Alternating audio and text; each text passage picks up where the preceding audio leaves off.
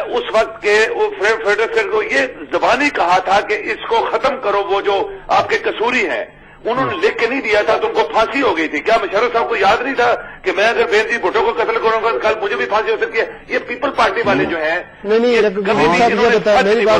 कयूम साहब सुनिए कयूम साहब, अच्छा आप क्या कहना चाहते हैं, किसने मोहतरमा का मर्डर किया? देखिए बेनजीर साहब, ये सच्ची बात है कि अगर सर न खड़ा करती उनको बुलेट प्रूफ गाड़ी दी गई थी, उनको बता दिया गया था कि आपकी जान को खतरा है, और उन्होंने क्यों वहां पे पब्लिक में खड़े होके 10 मिनट 5 मिनट 6 मिनट जहां पे खतरा था वहां क्यों खड़ी हुई? नहीं वो तो दूसरी बात है, लेकिन आप गलती थी। नंबर 1। नंबर 2 मैं बताऊं, ये जो शाह साहब बोल रहे हैं कि जी वो जजेस को हमने बहाल किया, पूरी दुनिया जानती है कि ये रात के 10 बजे तक आपका मिनिस्टर ऑफ लॉ जो बाबर अवान है ये कह रहा था कि जब जजेस बहाल हो जाएंगे तो मैं देखूंगा क्या होता है, और सुबह 5 बजे बहाल हो गए। ये पीपल पार्टी वालों की हिस्ट्री है कि ये हमेशा झूठ बोलते हैं, हमेशा सच को उल्टा करते हैं, ये इनकी हिस्ट्री है। जी बहुत शुक्रिया कयूम साहब जी। अच्छा ये बात जो कह रहे थे ना कसूरी की, जी अहमद रजा कसूरी की, और आपने देखा ऑन रिकॉर्ड है कि वो पिछले दिन उनका प्रोग्राम था ARY पर, और उसने रिग्रेट किया, उसने कहा कि मुझसे ये बयान और ये FIR मैं अंडर प्रेशर था और मुझसे लिखवाई गई भुट्टो साहब के लिए, और मैं उसका मतलब है कि वो आज भी इस बात का जो उनसे ना वो माफी मांगता है, और वो जजेस उन्होंने भी ये रिग्रेट किया कि भुट्टो साहब को नजायज उन्होंने मतलब है ये जुडिशियल जो उनसे ना वो मर्डर था, और ये बातें जो उनसे है ना अल्लाह ताला जो निजाम है वैसे शाह साहब किसी का कत्ल जो उनसे है ना वो छुपा नहीं रह सकता, हकीकत सामने आ जाती है। और इन लोगों ने अपना मुश्ताक के साथ क्या हुआ, अनवारुल हक के साथ क्या हुआ, कभी इस तरह देखा? अच्छा हमारा ये प्रोग्राम करने का मकसद क्या, बेनजीर भुट्टो मोहतरमा शहीद के बारे में जो हम ये गुफ्तगू कर रहे हैं, मकसद ये है कि जो भी हमारे लीडर हैं अगर कत्ल हो जाए मतलब दिन दिहाड़े, तो कोई भी देखे ना, मैं ये पूछता हूँ कोई भी आदमी कैफरे करदार तक नहीं पहुंचता, तो हमारा मकसद ये था कि ये इशू हाईलाइट होगा, लेकिन चूंकि ये अंडर इन्वेस्टिगेशन है, अभी देखे मौका आपको दे रहे हैं, अपोजिशन भी दे रही है, सब दे रहे हैं, देखे हो सकता है कि कोई आने वाले वक्तों में कोई आदमी जो है वो कैफरे करदार तक पहुंचे। लेकिन हम बात अभी इस सेगमेंट में ये करना हमारे लिए बहुत जरूरी है कि पाकिस्तान के अंदर जो हमारे ओवरसीज पाकिस्तानी, आप देखें ना, उनके रियल मीनिंग में बहुत सारे मसाइल हैं। भट्टी साहब हुकूमत पंजाब के नुमाइंदे हुकूमत पंजाब में ये रिप्रेजेंट करते हैं। भट्टी साहब जैसे कि तार नाम शेख साहब ने भी कहा है, एयरपोर्ट पर रिश्वत ली जाती है, ओवरसीज पाकिस्तानियों को तंग किया जाता है, बक्से गुम हो जाते हैं। अभी हाल ही में जो ये जो फ्लाइट्स लेट हुई हैं, हमने देखा है कि चूंकि ये कैंसिलेशन हुई है बहुत सारे, और वहां पर दोबारा रीशेड्यूल करने के लिए वहां पे जो है ना वो PIA वालों ने दोबारा सीटें कंफर्म करने के लिए बहुत सारे लोगों को तंग किया, उसमें बहुत सारे पैसे लिए। उसके अलावा एयरपोर्ट के बाहर जो पार्किंग के प्रॉब्लम्स हैं, मसलन बहुत दूर जाकर लोगों को उतारते हैं। उसके बाद ये भी है कि दुनिया में तकरीबन 2 मिलियन से ज्यादा कश्मीरी आबाद है, या माने मिडिल ईस्ट और दुनिया के अंदर, जो पाकिस्तान के हर मुश्किल में मदद करते हैं। उनकी जुदागाना हैसियत को तस्लीम नहीं किया जाता। एक ओवरसीज कश्मीरियों का नुमाइंदा है आजाद कश्मीर असेंबली में, और उसका भी कोई स्टेटस नहीं है। पाकिस्तान के अंदर जो इन्वेस्टमेंट है ओवरसीज कश्मीरियों की वो भी महफूज नहीं है, जान और माल का तहफ़्फ़ुज़ ही नहीं है, तो इन्वेस्टमेंट तो दूर की बात है। ब्यूरोक्रेसी खास करके पुलिस जो है वो बहुत तंग करती है। उनको ये पता है कि ये आदमी जो है बाहर से आए, इनके पास पैसे हैं, छोटे छोटे मसाइल पे जो है हजारों के हिसाब से लाखों के हिसाब से रिश्वत ली जाती है और बहुत तंग किया जाता है। अभी हाल में जैसे कि उन्होंने कहा है कि साहिल सोहेल जो लड़का था वो भी अगवा हुआ था, उसका केस भी आपके सामने है।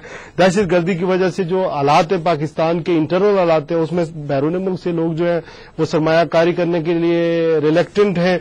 इसके अलावा जो है ये जो पुरानी गाड़ियां हैं, मसलन हम देखते हैं जब पाकिस्तान में जाते हैं, आप भी आतिफ चौधरी साहब आपने देखा होगा कि BMW हर तर्ज की गाड़ी, हर नए मॉडल की गाड़ी मौजूद है, लेकिन मैं और आप अगर लेकर जाना चाहते हैं तो इतना कस्टम है, कोई पता 200% या 300% के कोई आदमी, आम आदमी अफोर्ड नहीं कर सकता। तो ये सारी चीजें हैं, तो क्यों नहीं ये हुकूमत हम लोगों को जो है ना कम्फर्ट देती है? इस पर आपका रद्द अमल लूंगा। क्योंकि ज्यादातर मामलात जो हैं वो फेडरल गवर्नमेंट से कंसर्न हैं ओवरसीज पाकिस्तानी के, लेकिन लॉ एंड ऑर्डर के मामले में प्रोविंशियल गवर्नमेंट की जिम्मेदारी बनती है।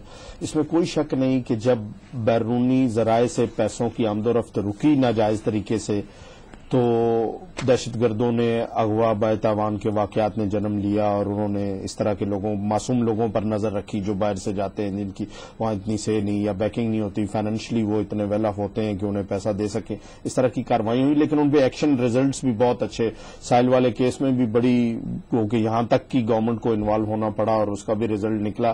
اس میں ہمارا پہلا ٹارگٹ یہ تھا کہ بچہ محفوظ طریقے سے پہلے نکلے کے پاس پہنچے اور اس میں کامیابی بھی ہوئی. اب بدقسمتی ہے، میں یہ نہیں کہوں گا، بات حقائق پہ کروں گا، بدقسمتی سے ہم اوورسیز پاکستانیوں کو وہ عزت، وہ اعتماد، وہ ان کی ضروریات انہیں نہیں دے سکے 60 سالوں میں. اور اگر ہم وہ کر دیں تو ہمیں کسی کیری لوگر بل کی ضرورت نہیں پڑے گی، کیونکہ جب ہمیں آکسیجن کی ضرورت ہوتی ہے، مشکل حالات ہوتے ہیں اس ملک پر، تو جتنا تعاون اوورسیز پاکستانی کرتے ہیں مشکل حالات میں تھرو فورن ایکسچینج، میں سمجھتا ہوں کہ جب ہم پر دنیا ساری سے پابندیاں لگتی رہیں، ہم مشکل حالات میں تھے، ہمیں کوئی ہمارے کشکول میں کچھ. اچھا، ایوب صاحب کی کال لے لیتے ہیں لوٹن سے. السلام علیکم.